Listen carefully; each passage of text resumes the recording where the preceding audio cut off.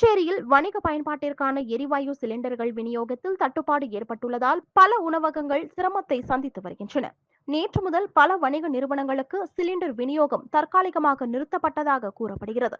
இதனால் நகரில் உள்ள பல உணவகங்கள் செயல்பாடுகளை தொடர முடியாத சூழ்நிலை உருவாகிய நிலையில் சில இடங்களில் மூடும் அபாயமும் நிலவி வருகிறது.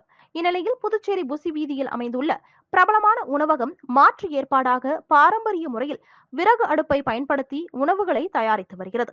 வாடிக்கையாளர்களுக்கு வழக்கம் போல் உணவு கிடைக்க வேண்டும் என்பதற்காக இந்த முயற்சி மேற்கொள்ளப்பட்டுள்ளதாக உணவக நிர்வாகம் தெரிவித்துள்ளது.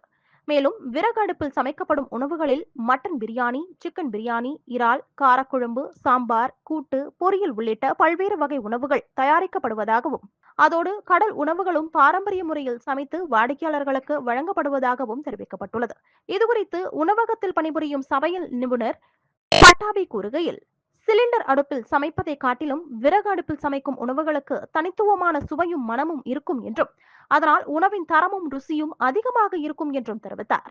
மேலும் சிலிண்டர் தட்டுப்பாடு காரணமாக சிரமம் ஏற்பட்டுள்ள போதிலும் பாரம்பரிய விறகு அடுப்பை பயன்படுத்தி உணவு தயாரித்து வாடிக்கையாளர்களுக்கு தொடர்ந்து சேவை வழங்கி வரும் இந்த உணவகம் பொதுமக்களின் கவனத்தை ஈர்த்துள்ளது. இருந்தாலும் இந்த கறி அடுப்பில் சமைக்கிறதுனால எங்களுக்கு கொஞ்சம் கஷ்டமாக தான் இருக்குது. வெயில், இது ஹீட்டு இருந்தாலும் எங்களுக்கு இதில் தான் சமைக்கணும்னு சொல்லியிருக்காரு எங்கள் ஓனர். வேறு வழி இல்லைப்பா, இதில் தான் சமைக்கணும்னு சொல்லிட்டாரு. எல்லாமே நாங்கள் டிஷ்ஷு எல்லாமே இதில் தான் ரெடி பண்ணிகிட்டு இருக்கோம். கறி அடுப்பில் தான் எறா, மட்டன், சுக்கா, நண்டு, காடா, பிரானு, மற்றபடி கூட்டு, பொரியல், சாம்பார், ரசம் எல்லாமே இதில் தான் ரெடி பண்ணிகிட்டு இருக்கிறோம் நாங்கள்.